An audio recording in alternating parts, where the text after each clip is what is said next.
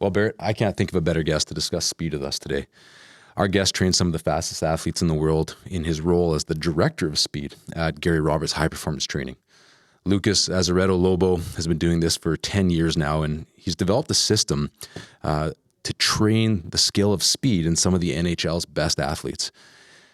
He will tell you that as much as, the old saying, speed kills, he'll say as much as that's one of the sayings, it's actually the ability to accelerate and decelerate inside of team sports that kills. And he admits it's not as sexy, but love that statement.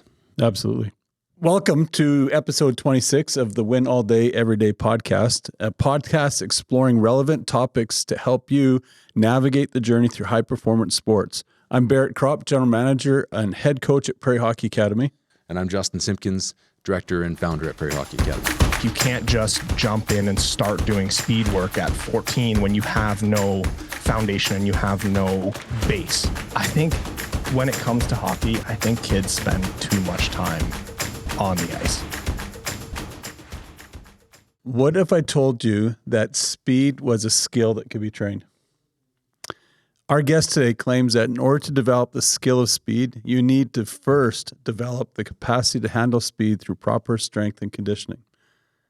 You're not going to believe what we learned today about that on today's podcast. Well, Lucas, welcome to today's show. Thanks for having me.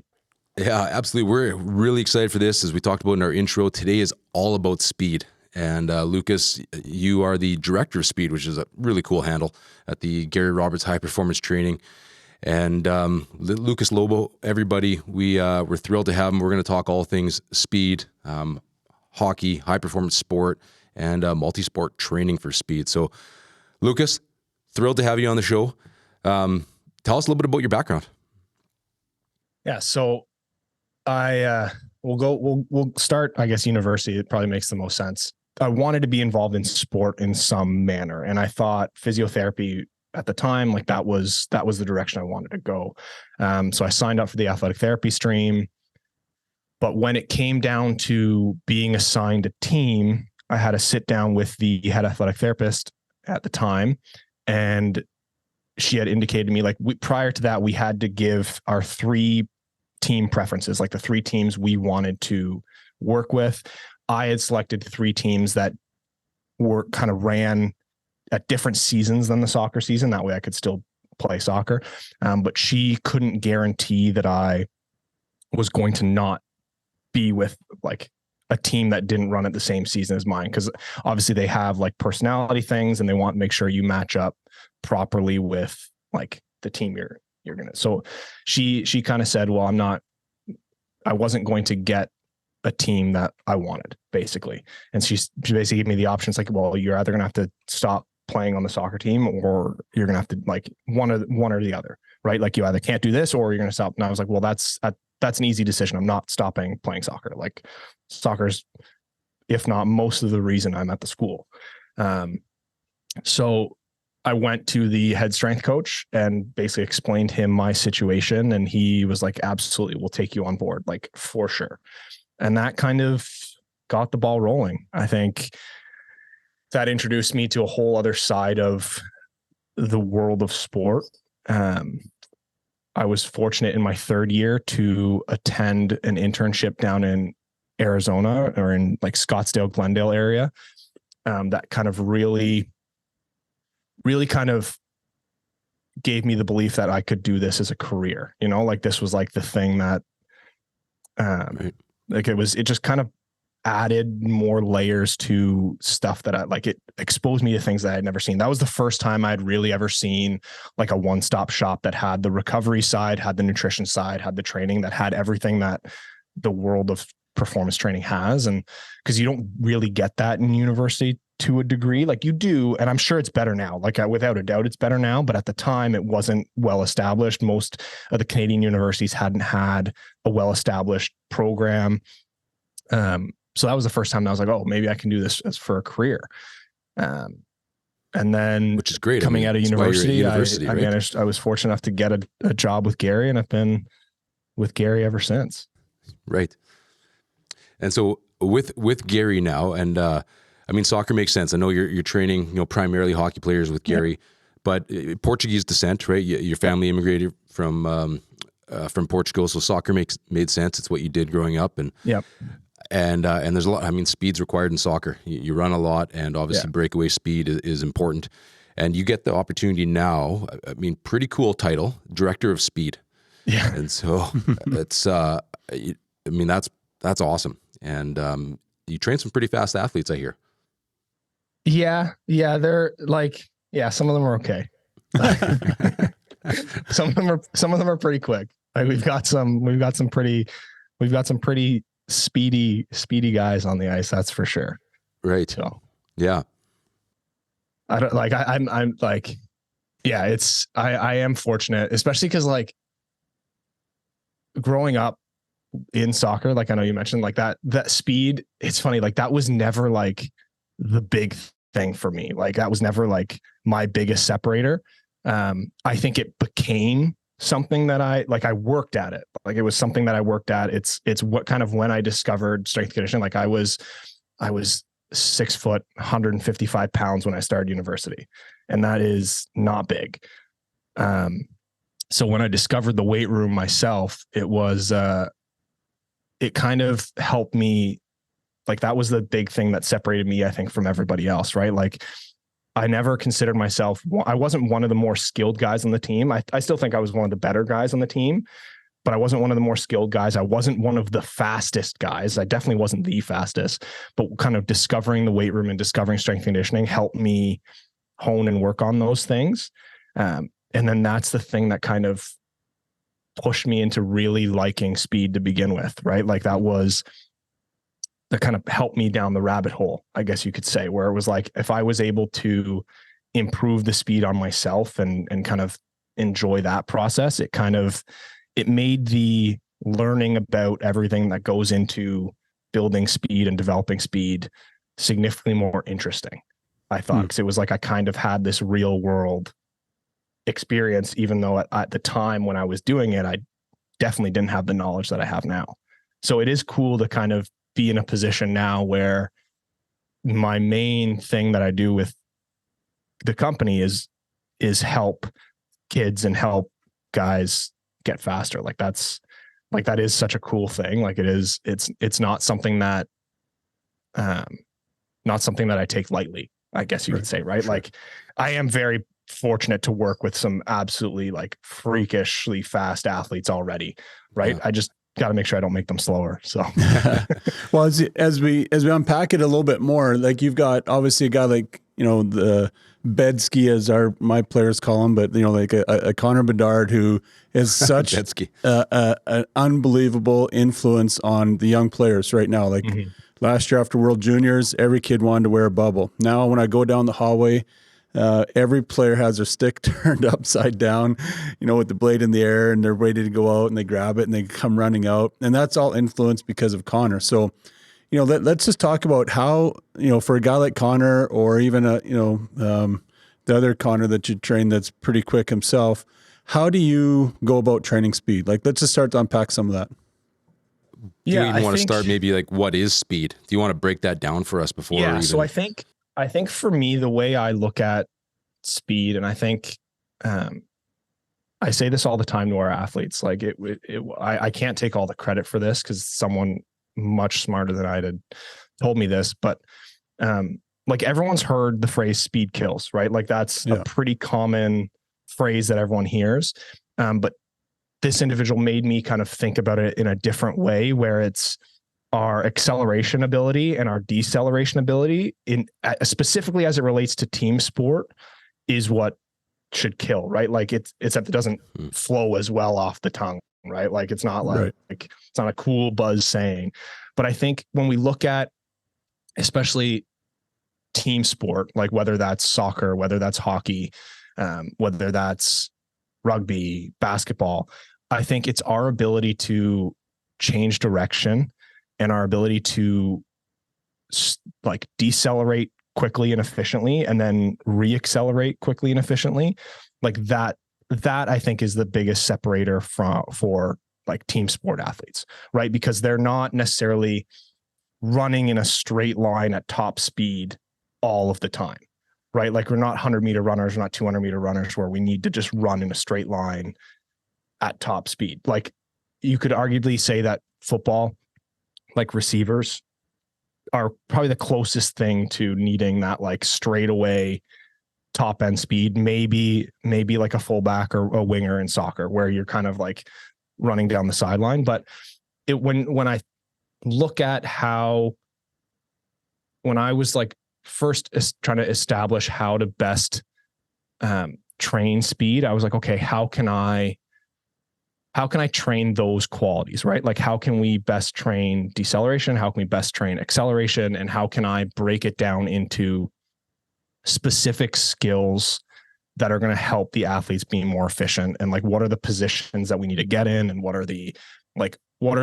trainable qualities that we need, right? Like for like something like acceleration, we need to be able to produce a ton of force quickly, right? So like, what are the aspects that like of that we can train, right? Like we can get stronger, which allows us to produce more force, right? And then if we can improve the nervous system, it allows us to potentially contract and relax a little quicker.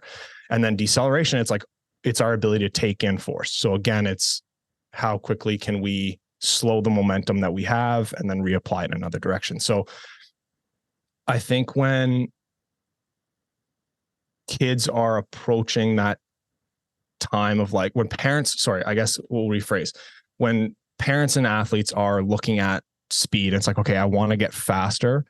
I think the biggest thing that they should look at is they need to look at having the capacity to train speed, right? Like speed isn't something that you can train and that happens overnight. It's something that takes time. It's funny enough, like speed is something that's actually really slow to develop, relatively speaking.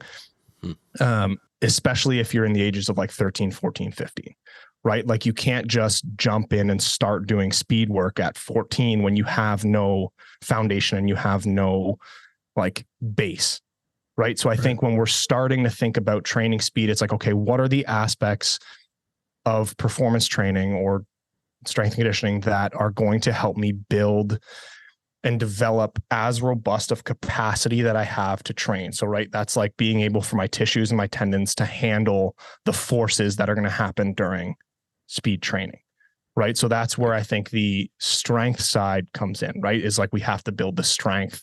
We have to get in the weight room and build the strength to handle that stuff. We have to understand what the proper positions are that we need to put our body in to handle, again, best handle those forces, right? Because that's where injuries happen, is like there's not enough, we don't have the ability to handle a force going in one direction and then reapply it in another direction. And we end up twisting, or we end up like collapsing through our knee or hip, whatever it is, right? So that I think needs to be the biggest starting point for parents and for athletes when they're thinking about speed training. Is like, have I set myself up to have the best foundation possible prior to like really starting speed training? I think that's how we should approach it. It makes complete sense to me, right? I mean, in my brain, I'm just even thinking of the simple physics of an F1 race car. You can drop that engine in my half-ton truck. Yeah. But all that power would just wreck my truck as I try and take a corner, right? It's not going to, it doesn't have the capacity to move at that speed. Exactly. It's like it, and that's the old adage. You're not going to throw a Ferrari engine in a Toyota Camry. You know what I mean? Like, no offense to anyone who has a Toyota Camry, but like a Toyota Camry can't handle that kind of output that the Ferrari engine can do. Right. And so like when we look at the type of outputs that we need for like top end speed work specifically, we have to be able to handle those outputs. And if our musculature and our tissues and tendons aren't set up to do that, then we're opening ourselves up for injury, or we're doing ourselves a disservice because we're not fully training to our full capabilities, I guess.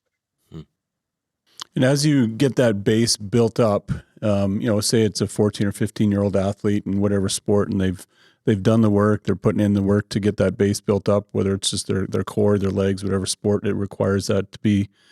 What then would their next steps be to get that speed added as they turn 15, 16 and beyond? Like what are some, like, get into the geek science part of it a little bit, just in terms of, is there something that they can then start to shift to add that speed? Yeah, I think so. Like I mentioned, like developing speed takes time. And I think if we think about speed as a skill, which it is, like speed is a skill, and like any skill, you have to practice it. Like you have to work at it, and you have to understand that it's not something that I can do once in a while, right? Like if you think about the sport of hockey, what do kids want to do, or what are kids doing in their free time? They're stick handling, they're going to their garage, they're going in their front yard, sorry, and they're shooting pucks, right? Basketball, what are you doing? You're going to your front yard, you're shooting free throws, you're shooting 3-pointers. Like it's the same thing. Like it's any specific skill, you need to work at it. And speed is the same thing. Like you need to do it often, you need to do it consistently, and you need to have an intention behind I'm going to get faster, right? So I think for me, if we're picking like a starting point, a specific starting point after we've kind of established our base, I think we have to look at, like, if I say in the sport of hockey, right? Like if we look at acceleration, the difference between accelerating in hockey and the acceleration in like a field sport, so like soccer, for example, is almost inverse, right? Like the acceleration phase in hockey goes from shorter and faster contacts to the ground to longer contacts, right? Like as you go, you kind of enter those glide phases a little more, and you kind of spend more time in the ground, versus court sport, field sport, other team sports. It's the opposite. It's you spend more time on the ground, and then you go to less time, right? Like you make less contacts to the ground. So I like to start with the acceleration side. Like I think the best way to think about it is like, okay, can we develop the ability to produce force quickly, right? Can we learn and set our athletes up with the ability to put themselves in the proper positions to be able to maximize their output during that acceleration period, right? So the first thing we're doing, the first phase, I guess, is all about giving them drills that provide them context on like what positionally acceleration looks like. Right now, I love wall drills at this phase. Like this is kind of like, if we're getting into more specific, like phase one, the first thing for speed is like, I love wall drills. Like wall drills, I think in the world of S&C, it's like not a contentious topic, but some people love them. Some people hate them, right? Like some people think they're really valuable. Some people not so much. I sit on the side of the fence that believes they're really valuable because they're so good at, again, providing context for like pelvic positioning, torso positioning during acceleration, right? So that's something that like a starting point that I like. So I like picking drills, like doing heavy sled work, doing extensive plyos. Like those are the type of things that I think allow athletes to understand how they should be producing force and how they should be accelerating properly, right? Like if we can master positions, that's the first thing. Master the positions, limit the energy leaks that we have, then that makes everything so much easier. Does that maybe? Yeah, I think it makes good sense to me. I think for our listeners, even that may not be familiar with what a wall drill is. Yeah. You want to, can you explain kind of what you mean by that? So maybe they're sending their young athlete somewhere and they see that and they're like, oh, that's a wall drill, right? Yeah. So a wall drill essentially it's a stationary drill or exercise. It's hard to explain them without showing it. But it's essentially a drill that is its sole purpose for me is to teach two things. To teach, like I mentioned, hip action, like how we are using our hip, like how we're lifting our leg and pulling it back down towards the ground. And then what position our like pelvis and torso are going to be in. Yeah. Those are the two main things that I use wall drills for. But it's a stationary exercise that like has you up against the wall and just teaches the athlete, okay, this is the position I'm going to be in during acceleration. And then from there, we progress away from the wall and start working other mechanics related stuff, right? Because then it's like, okay, then then the athletes have, okay, I just did this over here and now I can apply it in a more dynamic kind of fashion, right? For sure. Now, I had the privilege of being a part of one of your speed camps and or clinics.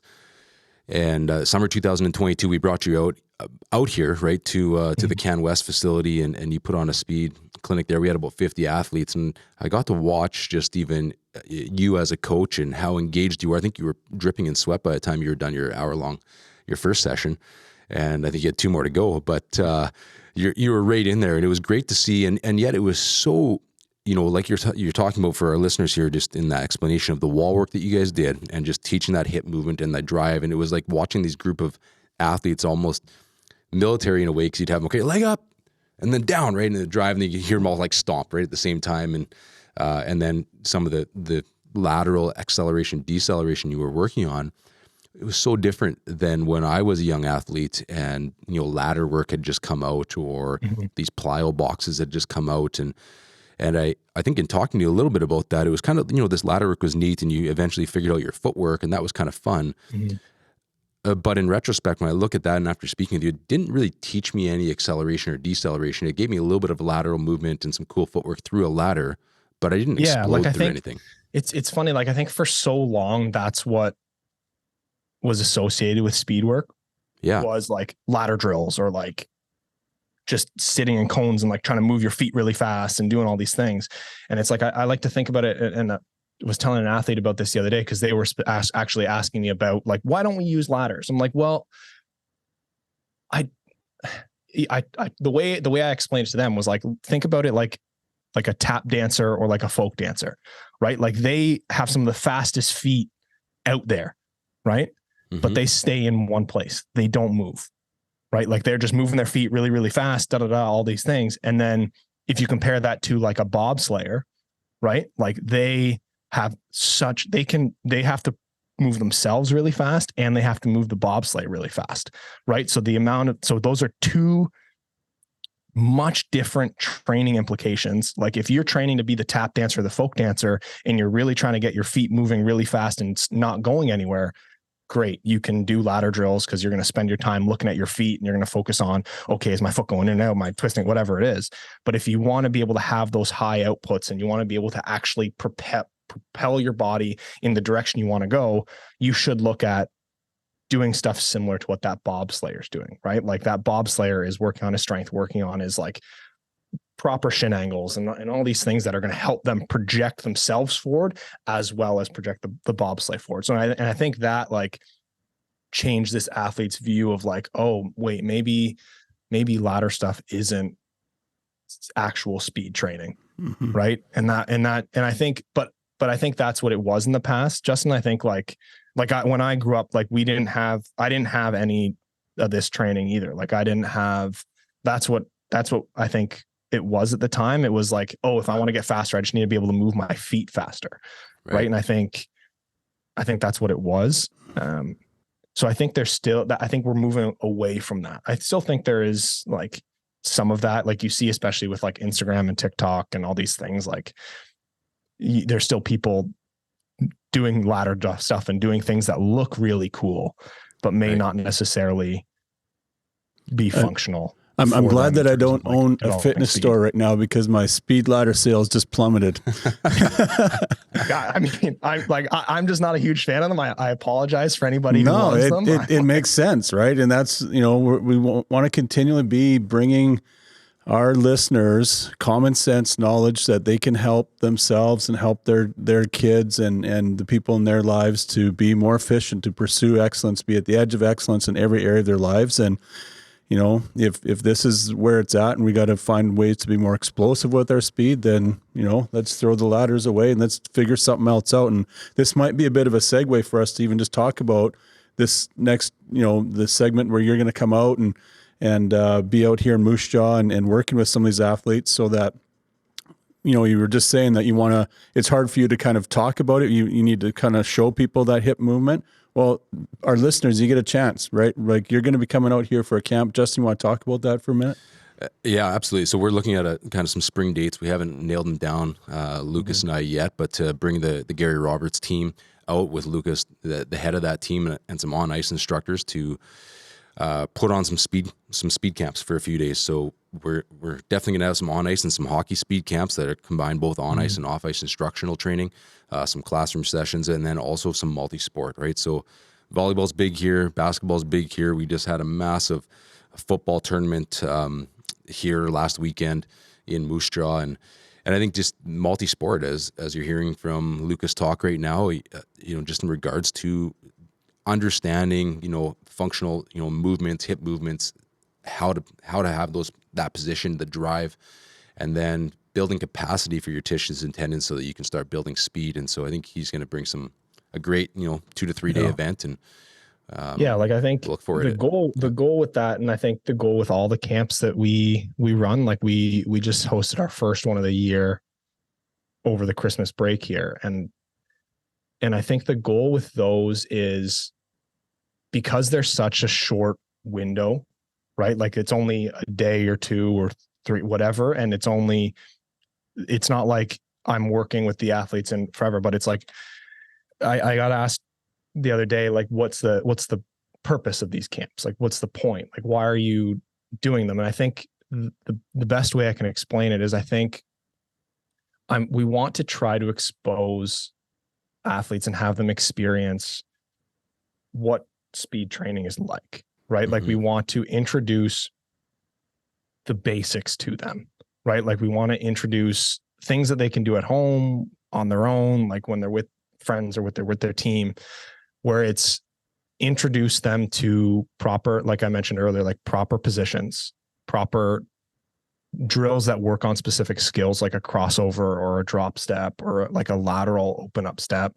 like a regular like 2-point start. Like it's teaching them what it's like to be in those positions, to get out of those, like get the most out of that, right? And like expose them to drills and training that they're going to see as they move through puberty and as they move through their athletic careers, right? Like we're not going to, like, it's foolish to think we're going to make someone faster in one day. That's not what we're trying to do. Like if people are coming here and thinking, like coming to the camps and thinking, oh, I'm going to go get faster at this camp. Right. No, that's not the truth. But what it is, we're going to hopefully set you up with tons of information and tons of drills and an understanding of what the training is like, so you can start the process of getting faster. Right. And they're like I said, and it also allows us to also provide the athletes with where they stand, like what their current level of speed is. Right. Like I mentioned earlier, like speed takes time, and speed is, funny enough, slow. But you have to know where you're starting to understand where you want to go. Right. Like if you just, like if a kid is playing, if we look at like a basketball player, right, and their coach is constantly telling them, oh, you have to get faster. Oh, you have to get faster. And the kid is like, okay, he goes to mom and dad and says, mom, dad, I got to get faster.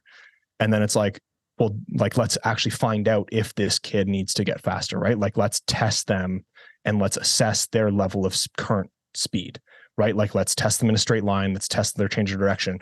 That way they have those numbers, and then they can consistently measure their progress, right? I think that's the biggest thing. Like if you're trying to train speed, you have to measure your process and you have to measure your level of speed as you progress through the development of speed. Because if you're not measuring yourself, then you'd have no understanding of like, okay, am I actually getting faster? Right? Am I actually slowing? Am I like, what's actually happening? So that's what we're trying to provide with these camps, is the opportunity for people to, 1, see where they're at, learn a couple things that are going to help them in their development, and then 3, hopefully have a blast. Right. Like I think that's the biggest thing, is like, if we can make them have fun, then speed training and regular training they want to do it. Right. Right. So for families that might look to sign up, regardless of their sport, right, there's going to be testing that happens and measurement that they're going to get to go home with, that really assess where they're at currently with their speed. They're going to learn some real cool foundational techniques and functions and how to move, probably some wall drills and things that they could likely do at home. Yeah, we'll work on both straightaway speed, and we'll work on multi-directional speed. Like we'll Right. work on, Yeah. we'll try to touch on the different, every aspect of speed. Like the web of speed training is so vast that we will try to hit as many things as we can without like overdoing it. Right. Like Yeah. I think you can overdo it with trying to do too much. I think contextually we'll try to fit it in to a way that makes sense, but we'll try to provide them with as much like of like, okay, this is how to decelerate properly. This is how to accelerate properly. This is what top speed training looks like. This is like, so as much as we can without it being too much. Yeah. And then third, obviously they're going to have a blast. And I think, for everybody out there, like Lucas, you're a fantastic coach. I was really impressed just with how you engaged right in the middle of that speed session and what those athletes got out of it. And, Ali Calvert, who's a Moose Jaw Warrior. And so people and listeners in our podcast will know who he is. He was sitting on the floor beside me. We were stretching out after, and he goes, where'd you find this guy? You got to bring him back. Right. And so it's, hats off to you and the impact you had with those athletes that day. And I think that our community, Southern Saskatchewan, should benefit from a great few days here again. Mm-hmm. Yeah. I'm looking forward to it. Hopefully we can get it going, and I'm looking forward to it. I very much enjoyed my time out there. So yeah, the more athletes I have the opportunity to work with, the happier I am, and hopefully they enjoy it too. So yeah. Now, for the parents that are sitting out there listening, you're probably heard the coach say, "Oh, your kid just got to get faster so that he can be more efficient on the ice and get more ice time," and blah blah blah. So parents now sitting there saying, well, if fast is slow and it's going to take time, and this camp isn't going to happen till the spring, and now they start to hit the panic button everywhere. Like, how can I get my kid faster? What advice can you give us to help, like, to prevent mistakes? Like, what can they stop doing right now that's maybe hindering their speed development? So, I think so. If a lot of hockey coaches are going to hate me for this, but I think when it comes to hockey, I think kids spend too much time on the ice. Like, I know that's like so counterintuitive to what I think parents and kids get told all the time is like, and it kind of is counterintuitive because like anytime you want to get better at the only way to get better at your sport is to do your sport, right? The only way to get better at basketball is to play basketball. The only way to get better at hockey is to play hockey. Better at volleyball is to play volleyball, right? So it's counterintuitive a little bit, but I think kids are spending too much time on the ice, right? I think they have to, if you get faster off the ice, you're going to get faster on the ice, period. And then I think too, the other thing that I've noticed is the timing of when they're doing like speed stuff, right? Like a lot of coaches tend to do it at the end of practice, right? It's like, let's line up on the goal line and let's do a bunch of like a quote unquote bag skate, right?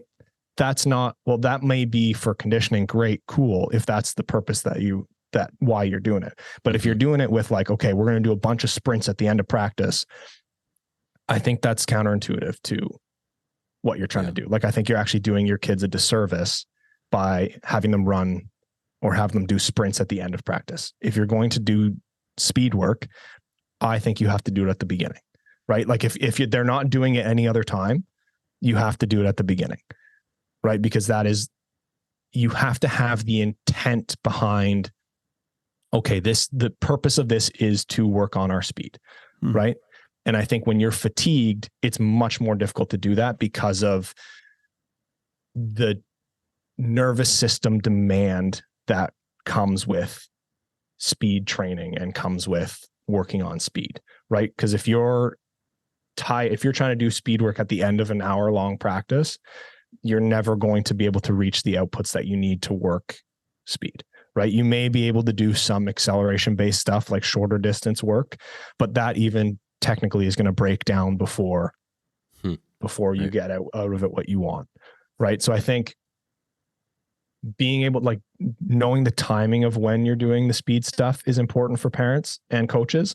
And then I think too, understanding the frequency at which they're doing it, right? Like, they don't need to do it every day, right? Like, I think that also you don't need to do speed work every single day. It's too much on the nervous system. The athlete won't recover in time for games and stuff. But I think if we're looking at it from in season, which is from a hockey perspective, that's where we are right now. We're in the middle of the season, right? Like I think doing speed work, I think twice a week is probably sufficient for most adolescents, right? Like I think, and a game can count as, like, if you have one game a week, that counts as one, right? Like that counts as one session. Sorry. Because you're probably hitting close to some sort of maximal output or some sort of as close to top speed as you can in a game, right? So doing it at least one other time a week, whether it's on the ice for 5-10 minutes before practice starts or off the ice, is important, because when we look at, there's a principle, the principle of training residuals is something that exists in the world of strength conditioning. And so what that is for those listening that don't understand what it is, this principle essentially says that any trainable quality has like a lifespan, right? Before it starts to diminish, right? So if we look at something like maximal strength, if I train maximum strength, that lifespan of maximum strength, or that level of strength that I have, lasts 30 days plus or minus 5 days, right? So I can attain that same maximal output without training max strength for 30 days, right? And so for speed, it's significantly shorter. Speed is the shortest of all of the training residuals. Like, it is, of all the trainable qualities, it has the shortest window or shortest lifespan. And so like for a highly trained athlete, a pro athlete, it's 5 days plus or minus 3 days, right? And so for an adolescent kid, you can bet that it's significantly less, right? So if you don't train speed, if you spend time training speed in the off season, and then you go all season without having the intention of, I'm going to do intentional speed work, whether it's multi-directional straight line, you're actually doing yourself a disservice. And like, there's potential that you're likely going to maybe be a little slower when the off season starts, right? Like you'll get it back relatively quickly because the frequency of that you're doing it is significantly higher in the off season. Right. But if you go all season without doing anything, it's like, well, I'm actually not getting faster. Right. And I think adolescents, you can actually improve your speed, you can improve your strength, you can improve your power all during the season, just as much as you can during the off season. That's great. Right. It's significantly harder for a professional athlete to improve those things throughout the season because their outputs are much higher. Mm-hmm. But adolescents, they're able to, because they're still developing, right? Like, like how often do you see a 15-year-old kid who really hasn't hit puberty yet? Right? Like the range of when we hit puberty and our ability to like adapt properly is so variable in adolescence that we can make huge changes throughout the season. And I think that's the biggest mistake that I think most people don't make, that people make, right? Is they're not doing anything. Yeah. They're not doing anything intentional during the season. Right? Like they're not doing, if we're looking at speed, we're not doing speed during the season. Well, and frankly, I don't know how many of us are doing speed in the off season either, but that did answer one of my questions I had, is like, hey, when do we train speed? Can we train it in season? And you answered yes. I mean, sounds like we should be training speed once a week. In a lot of ways, right? And, yeah. That's really good advice. My mind runs a little bit on that idea of even a professional, adult athlete, that 5-day window. So I'm thinking of, an Olympian, right? They're an Olympic athlete. They're doing the 100 meter just for, that's the fastest event, right? I believe. And so if they have that 5-day window, I mean, they are pushing that threshold. They're not resting, 5 days before that event. They're pushing that threshold in preparation for that. They'll probably work sub-maximally right up until that, like a couple days before. Like they may not hit that full maximal output like right before, just because of the toll that it takes on the nervous system before that event, but they're probably working sub-maximally. Like they'll taper down towards their competition day, but they'll work likely sub-maximally up until a couple days before. training, Right. because there is what's called a potentiation effect. So they'll prime their nervous system for competition day. Right. That's a whole other thing. Yeah. Yeah. And this is where we cue in the Tour de France and things like that. Yeah, But yeah, for no. sure. Yeah. Yeah, this is where you get. Hey, people we've much got smarter. two segments that we like to try to bring into each of our shows. One is our guide and provide, where we ask our guests to talk about some advice for players, for parents, and for coaches. You've touched on a few nuggets for each of those areas. And then the other one is Grandpa B's story time. And so instead of me having story time, I'm queuing you up here for a little bit, but love to hear some really great stories that you've had with some of the athletes that you're working with. But let's go back to the players, parents, coaches' advice. Let's start with players. What, give us, in the middle of a season, what should an athlete be doing? And maybe at the end of their season, what should an athlete be doing to maybe enhance their speed, or like I said, not make a drastic mistake in their speed development? So athletes, what should they be doing in season? I think for athletes in season, what they should be doing, I think they should be patient. I think, right? Like, I think like anything, it's not like it's going to happen overnight. Like, I think if we look at hockey, right? Like, they're on the ice all of the time, right? Like 4 times a week, all the time, right? So I think understanding that my body's going to be fatigued and I'm going to be tired, and I'm in understanding like when doing something when they're fresh, right? Like, I think knowing that, okay, if I'm not feeling great, maybe I should not do it, right? Like, I think listening to your body and understanding like, okay, this isn't the time to do it. I think if I wanted to be specific with athletes, I think it's pick one thing that you're going to try to get better at, right? In season. Yeah. I think if you try to pick multiple things to get better at, it's going to, I don't know, I think it's just going to confuse you more, or it's going to kind of just, it's like the whole master of one, master of none, master of many, master of none thing. Like, there's that whole, like, I think if you set yourself up. So one of the things that we do whenever we bring in a new athlete to the facility, whether it's in season or off season, we try to get them on that day to set 3 goals. Like, what are your 3 main goals with this training, right? Because then that allows them to focus their training a little bit, and allows them to like focus their, like, bring their attention to what they want to work on. So I think that would be my biggest advice in season is don't try to do too much. Pick one thing that you want to get better at. Like, if it's acceleration, try to get better at like do things that are going to set you up to be better at acceleration. If you want to get better at crossing over and changing direction using crossovers, that's where your focus should be. If you want to get better at decelerating, like that quick stop and then cut, focus on that. I think if you try to do too much, and I think having someone that can guide you is important, right? Like, I think doing things on your own is all great, but I think if you have someone that can guide and give you a progressive plan, I think is the important thing, right? Because they'll be able to oversee and understand what kind of volume you should be getting, the intensities you should be reaching. So don't do too much, and just try to focus on 1 or 2 things would be my thoughts and my advice to the kids when they're thinking about speed stuff. And what about parents, and maybe even outside of hockey, there's sports that are going to be coming up here in the spring, and there's already tryouts for that now. Yeah, and baseball tryouts have been going on for 4 volleyball, weeks. whatever. Like, what are some things that parents need to be aware of as their kids are going through this development phase of speed? Well, I think parents should be aware of, I think, having their kid do too much.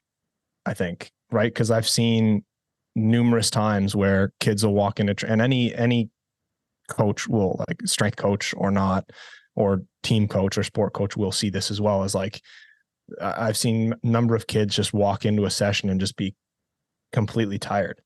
Right. And like understanding that, like, while they're in school, like school does, as much as like kids don't like to say school takes a toll on them, like there is a like toll that it has, like that stress matters, right? Like, I think when people think the word stress, they think like anxiety, right? Like, but there's different types of stresses that we place on our body. And I think the mental stresses that school has play a toll, right? Like, and if kids are, okay, they have school and then they go to this practice and then they go to that skill session. Like let's talk hockey, for example, right? They have school. If they're on the school team, they'll have school practice. They have school practice. Then they go to the power skating coach. Then they go to team practice. Then they go to the weight room and they do, like, they're just doing so much. And I think parents need to be aware of like putting their kid in too much, because if the kid is putting in too much, then they're not going to get anything out of anything. Right. Like if they go to do power skating and power skating is hard, and then they go to practice the next day and they had a bad weekend and coach decides that they're going to do a hard bag skate practice, they're going to be tired. By Wednesday, Thursday, Friday, the kids are crushed. Right. And then they're tired again by the games. And then it's like, well, and then they have a bad performance in the games. And then it's like, well, why did I suck? And it's all these things. So all these things play into account. So I think as you approach like tryouts and all these things, is understand, like, don't do too much. Allow the kid time to rest, allow them time to recover in between things.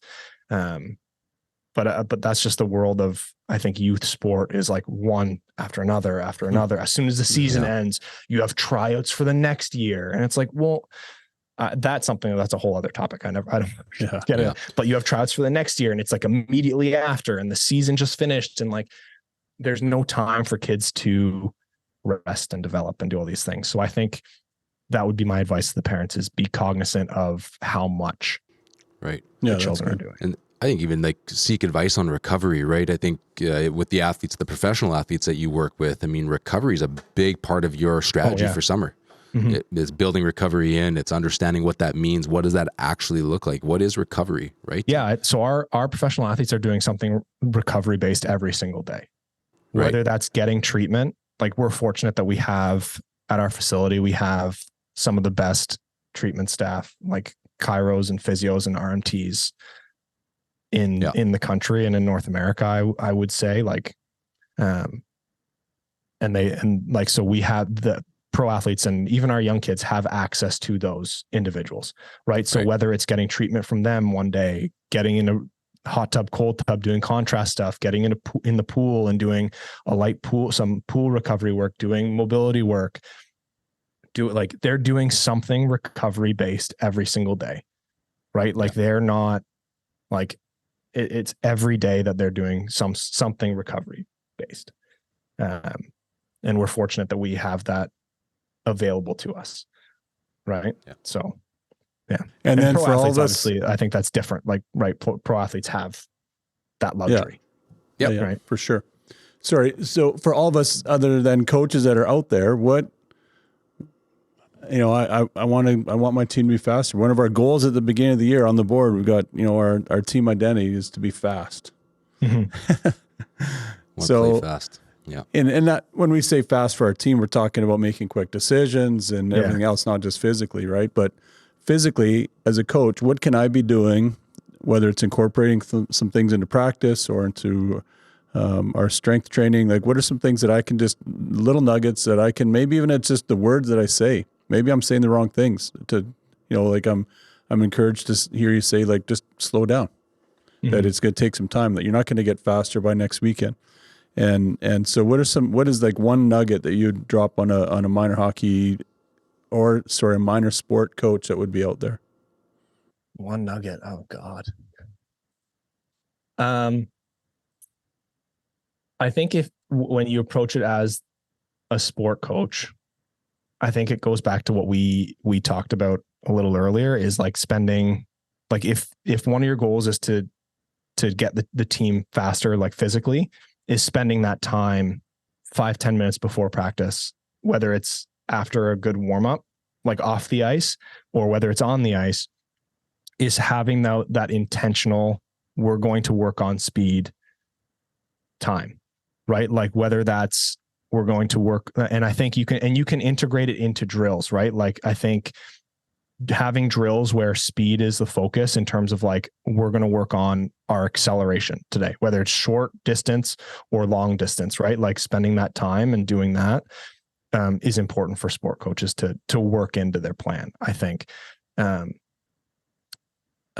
then for other sports, like I think the same thing can be applied. I think having that intention of, okay, we're going to work on speed, right? We're going to try to do drills that the intention is to get faster, right?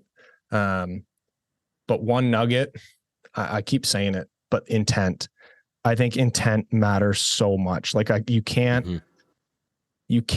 do speed work, acceleration. Like you can't do everything that acceleration, deceleration, change of direction work. You can't do it half-heartedly, right? I think you have to have there. If you are setting yourself up to, okay, this is my singular focus for this 20 minutes, that's what it's going to be like, right? You have to have there has to be intent, right? You can't half-heartedly do top end speed work. You can't half-heartedly do acceleration work. Yeah. I think that would be, if I had to pick one thing, probably that. Because that's the thing that I see most often, right? Is I'll get kids showing up to sessions and they're not into it, right? Like their attention isn't there, their focus isn't there. And like, sure, you can run through the session, you can work really hard during the session, but at the same time, you're not going to get out of it what you are hoping to. Yeah. I think if I had to pick one thing. Yeah, that's fantastic, Lucas. We've talked on the podcast before just about, qualities of a leader, and you could probably even say top qualities of a professional athlete. And I think that its intentionality is always in my top 3, right? In everything we do, and whether that's speed work or whether that's actually just every day wanting to get better, be better than you were the day before. You can't approach a day without intentionality, or I think it was Drew Brees who kind of coined this idea that you can't stay the same. You have a day of training, you either get better or you get worse because you wasted a day because you didn't approach it with intentionality. And so I think the intent's really good, and it's important for us as coaches to be reminded that we need to be intentional with our practice plans and setting that up. And if we want to do speed work, we shouldn't do it at the end with a cardio skate. We should be doing it here, right? Things like that. So we intentionally plan that. And I think one of my big takeaways from that is as a coach, or even as a father for young children who might aspire to be athletes, or even just in arts and school and everything, is just being intentional about recovery, even with my kids, and being aware of what, when they need that recovery time, and not pushing them to. So I think appreciated that insight from you. Yeah. Okay. Story time, dude. Come on. It's when you work with like great athletes, and when you're working with, guys that are definite speed merchants out there, and you're the director of speed, maybe the story should be around, have you seen any athlete go from like just an average speed demon to like off the charts, and maybe talk about their journey? Or maybe there's in the gym, are they pushing each other to be quicker? Do they actually have races against each other somehow? Like, can you give us some of those nuggets? And yeah, like I think with our pro guys there, they can be extremely competitive in everything that they do. Right. So sometimes, for better or worse, that competition, I think, takes over too much sometimes. Right. Yeah. Like I think if we're doing some sprints, for example, and we've got the lasers out, and I'm testing them or taking numbers down for whatever reason that I have, right? Sometimes it's like, say we're doing 4 reps.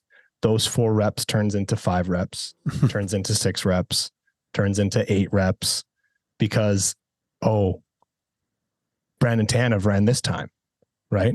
So I need to be faster than Brandon Tanev, or Connor ran this time. I need to be faster than Connor. So like, there's that aspect of it that they just try to like, no, we're gonna like, or like, this young guy ran faster than, we can't let that. So it's just like, they will to a fault sometimes, I think, push themselves to like, no one's better than me. Like, you know what I mean? Like they're just always trying to one up each other when it comes to that stuff. And that stuff I think is funny for me to watch, right? Sometimes it's difficult to rein it in. Like I'll get Gary banging on the glass being like, shut it down. Like this is, it's too much. I'm like, yeah, I know. But like, you tell them that. I'm not like, they're not listening to me at this point. So yeah, that's always, I think the best part is kind of watching those things unfold as the sessions go on and as the summer goes on, is these guys they can to a fault sometimes be a little competitive. Right. Yeah. Yeah.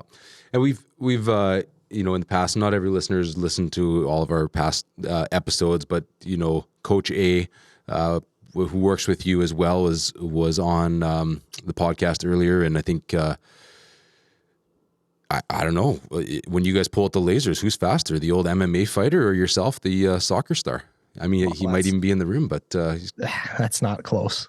That's not close. That's not, I mean, I think it'd be doing our program a disservice if the speed guy was the slowest one. Like, that's you know, right. That's right. Yeah. If the speed guy wasn't the fastest one on staff, I think it'd be, it's not that close.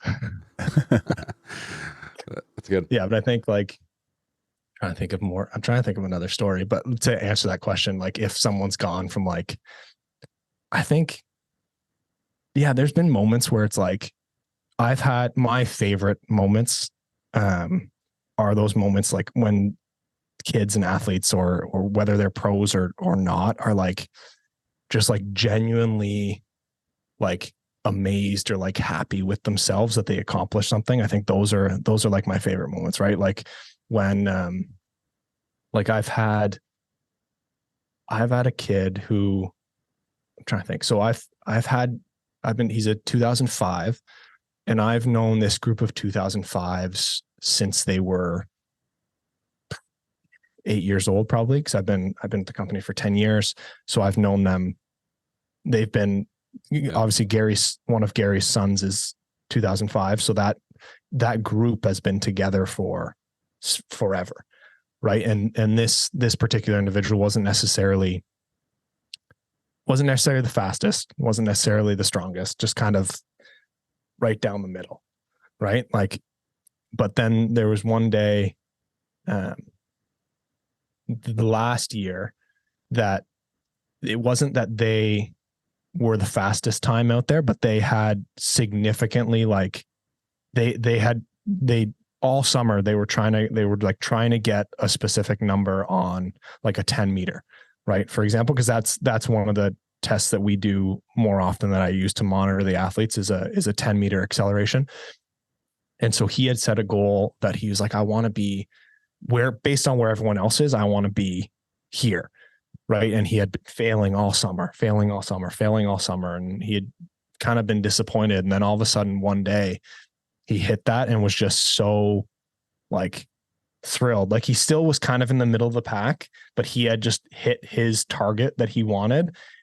And he just got so elated and so happy that for me was like, okay, cool. That was like the validation piece for me, that it's like, as much as this kid had been down on himself all summer, it was just like a cool moment for the two of us where it was like, see, it kind of, the work paid off type of thing, right? Like he still wasn't the fastest kid, but he just improved a little bit and had that little mindset shift for him.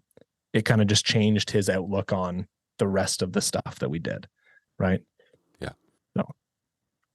Yeah. That's really cool. That's just a cool little moment that happened. Love those stories when you see your athlete improve in whatever sport it is. And we're thankful that our listeners are able to pop in once in a while on our podcasts and hear great guests like yourself and other staff from Gary Roberts Training Center that have been on our podcast. So you guys continue to provide us with some great information. It's a wealth of knowledge that I take from it as a coach, as a parent.